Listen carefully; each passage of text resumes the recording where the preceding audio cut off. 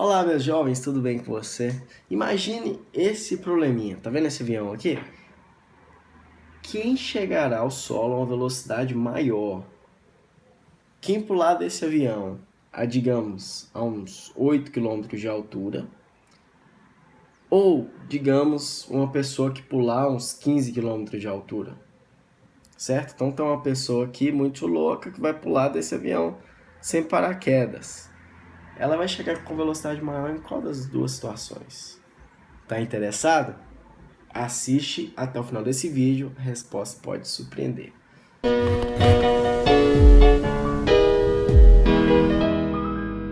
Esse é o canal do Professor Fox. Confira aqui com a gente a solução desse probleminha. Então, galera, é o seguinte. Primeira coisa que quando a gente tem um problema de física, nessa situação aqui, é desenhar um diagrama de corpo livre. Se você não sabe desenhar um diagrama de corpo livre e tal, a gente vai fazer um vídeo também explicando como que se faz o diagrama de corpo livre. Então, quais são as forças que estão atuando nessa pessoa aqui? A gente tem a força da gravidade e você tem a força de arrasto, que é a força da resistência do ar.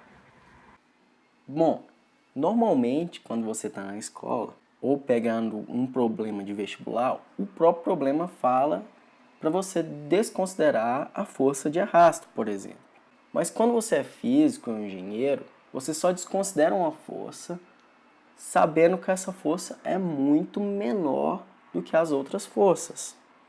Bem, mas será mesmo que a força de arrasto, nesse caso, ela é muito menor que a força da gravidade a ponto de desconsiderá-la?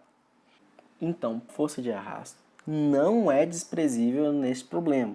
Pelo contrário, se você utilizar só a força da gravidade, você vai achar um resultado bizarro nesse caso. Por que não é desprezível?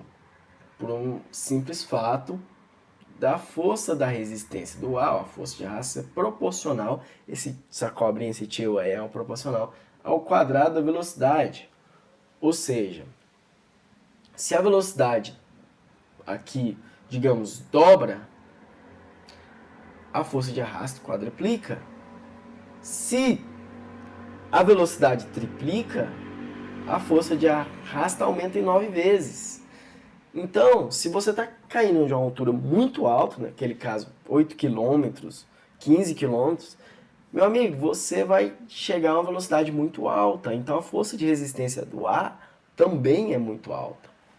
Então, galera, o que vai acontecer com o carinha aqui? Bom, no momento que ele pular, ele tem a força gravitacional agindo sobre ele e a força da resistência do ar é pequena. Bom, ele continua caindo, a velocidade dele continua aumentando. O que acontece? A força gravitacional dele é a mesma, que a força gravitacional aqui é aproximadamente constante, a força de arrasto aumenta. Ele continua caindo, aqui já está desesperado, desesperado. Nessa situação aqui, vai chegar um momento em que a força da gravitacional é exatamente igual à força da resistência do ar. Ou seja, a força gravitacional é igual à força da resistência do ar. O que acontece? Então, força na mesma direção, só que sentido oposto. Uma força puxando para baixo e outra para cima. Ora, as forças são iguais, então a aceleração é zero.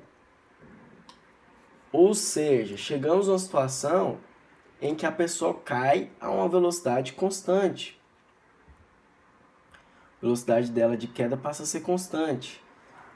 Isso é o que se chama de velocidade terminal.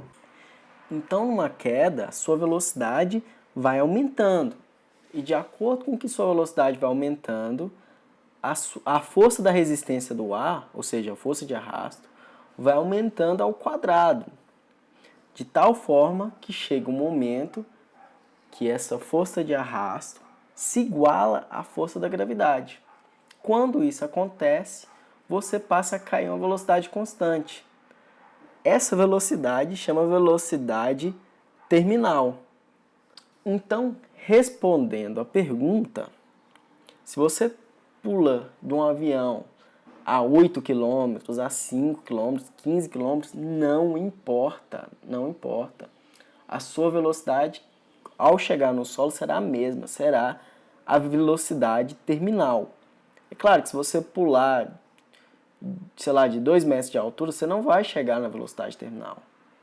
Então você vai chegar a uma velocidade bem menor. Mas, de grandes altitudes, você vai chegar na velocidade terminal.